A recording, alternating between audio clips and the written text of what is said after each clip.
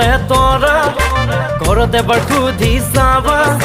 মা দেউতাৰাই ৰাজি হলে বহাগতে পাতিম বিয়া ও শুন মনে তৰা ঘৰত এবাৰ সুধি চাবা মা দেউতাৰা ৰাজি হলে বহাগতে পাতিম বিয়া সোণৰ খাৰু কাণৰ কেৰু গঢ়িছো যে তোৰ বাবে হিয়াৰ মৰম মই নাপালে পগলা হৈ যাম সঁচাকে